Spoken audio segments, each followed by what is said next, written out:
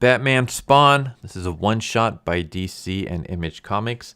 And yeah, just like the title says, it's a team up between Batman and Spawn. And it's written by Todd McFarlane, pencils by Greg Capullo, inking by Todd McFarlane, and colors by Dave McCaig. And we start off basically with similarities between Batman and Spawn, where we see them as kids beating up people. I don't recall Bruce Wayne ever being a bully or ever physically fighting anybody when he was young as a child. But I don't know, maybe I'm wrong. But yeah, basically it's them beating, kids, money, and then the love of their life. So for Spawn, it's Wanda. And for Batman, it's his mom. And here's the thing that's kind of weird. So this whole issue is basically about how much Spawn loves Wanda and he's trying to get her soul back, and Batman loves his mom. His enemies basically say that they can help him get his mom's soul back. It's weird that they're trying to compare Martha with Wanda, and then it just kind of comes across somewhat insensual. like the love of Batman's life is his mom. The way you already phrase that is already kind of weird. So yeah, we have both of them getting gunned down on the same night, the night of the 26th. And you might be thinking, how the hell did Wanda and Martha get killed on the same night? That doesn't make any sense. It didn't at first, and I was really confused, but then it explains later on in the issue. But it's the night that they were both turned into monsters. Batman becoming Batman, Spawn become, Al Simmons becoming Spawn. But it's weird because instead of Batman, they call it the Black Beast. The writing here is very, how to describe it? I'll say this, the story is good, but the writing is not bad, but it's very juvenile. The writing sounds like something like an edgy, try-hard high schooler would write. The specific dialogue and narration just feels like it's like someone trying to capture that 90s comic book feel, but it's so over the top it almost becomes a parody, but it's not supposed to be a parody. It's just, yeah. Al Simmons basically is told by someone that if he defeats the Black Beast, which is Batman, he can save Wanda's soul.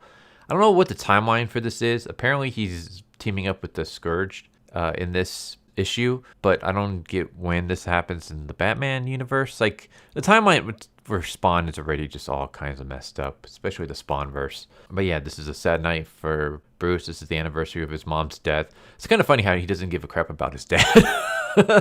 Not once does he mention his dad in this entire thing. Only his mom. He only cares that his mom died. He doesn't care that his dad died. At least in this issue, he doesn't. But yeah, he sees the bat signal, so he dresses up as Batman, and he goes into the alley, and it's the alley where his mom was killed. Well, his mom and his dad, but he only cares about his mom, apparently. And he sees a Court of Owl member, and that's when Spawn arrives, and Spawn attacks Batman. He starts beating the crap out of Batman. But during the fight, he realizes that Batman is a human. And he's like, wait a second. The Black Beast is supposed to be a demon of some kind. It's not supposed to be a human. And this hesitation is what leads Batman to start beating the crap out of Spawn. And so that's just, and then they have a face-off. Apparently there's dead zones in specific areas. They don't really go too much into detail about it, but it's a zone where Spawn loses his powers. So they're facing off. Spawn wants Batman to step into his area so Spawn can use his powers on him. Batman's like, no, why don't you come to me instead? And if Spawn were to do that, then Spawn wouldn't have his powers. And Spawn basically saying, you've trapped yourself. You'll have to step outside at some point. Don't you cower. Not tonight. Not on the same date you killed her. And Batman's like, who died on the 26th? And he's like, Martha? He's like, Wanda. They say that was her name. They say you're holding her soul. I want it back. And then Spawn says that they're being watched. And then that's when Batman says, all right, something's not right here. I think we've both been tricked. I wanted to talk to you. And you got to trust me. And Spawn's like, prove it. And Batman steps into Spawn's area and says, there, kill me if you want. Otherwise, we need to talk. And so Batman takes him to his cave, where Batman has no problem revealing his identity. He completely lifts up his mask to drink some coffee or tea. I don't know what exactly it is. But Batman basically explains that they're playing with reality, the things that are messing with both of us. Because there's no way that your wife and my parents could die on the same, not only on the same day, but at the same moment. So that means that they're capable of shifting time frames. And Spawn explains, like, that's nothing new. A court exists in every dimension. You've got your court of owls, while I've been doing with my court of priests. Batman's like, they've been around for centuries. And he's like, all right, we got to come up with some kind of idea on how to beat them.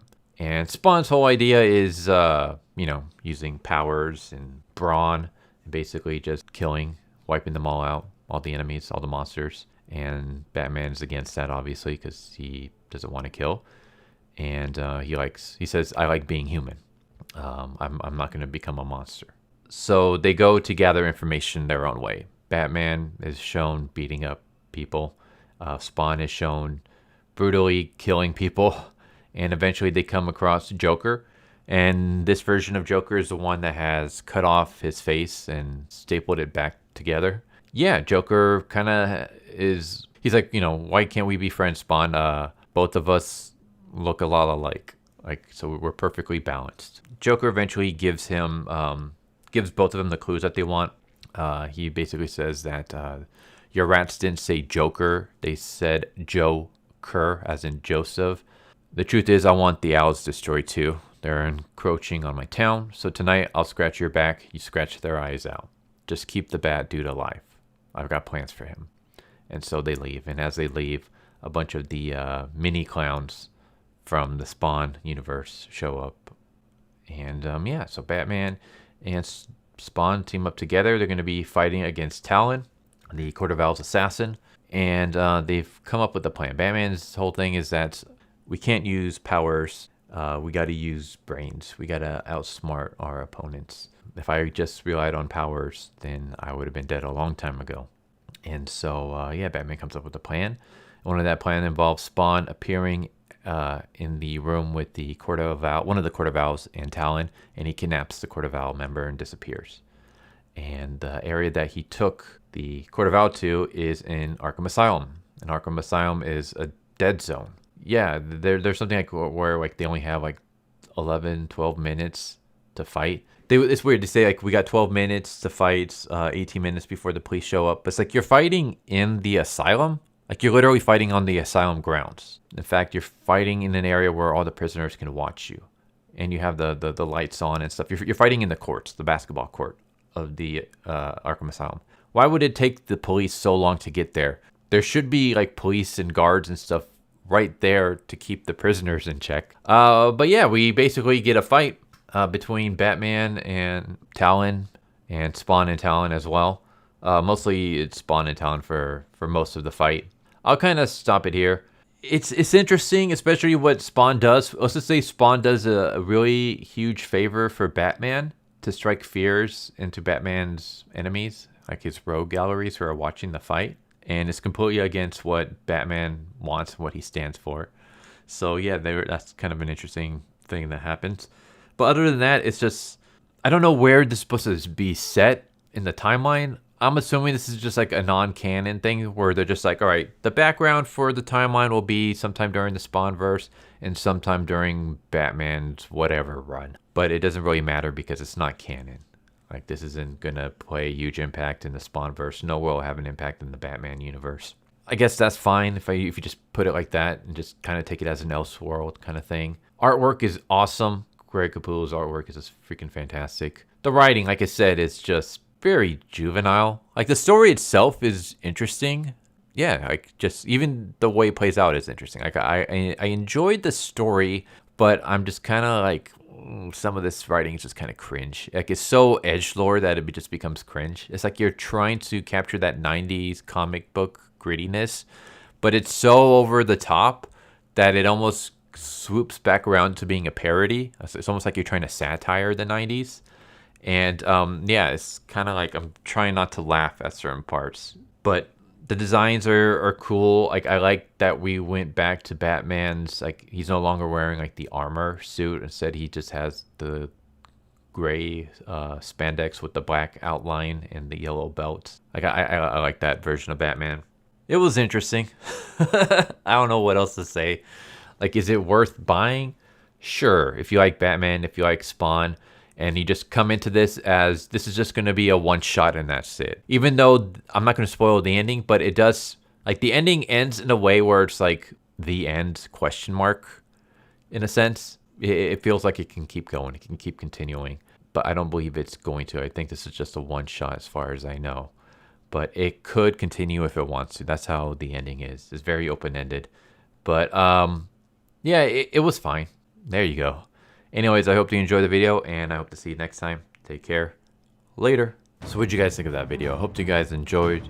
If you guys haven't already, please subscribe, hit that bell for a notification, leave a like if you enjoyed the video. And if you didn't enjoy the video, thank you for watching it this far, and I hope the next video is more to your liking.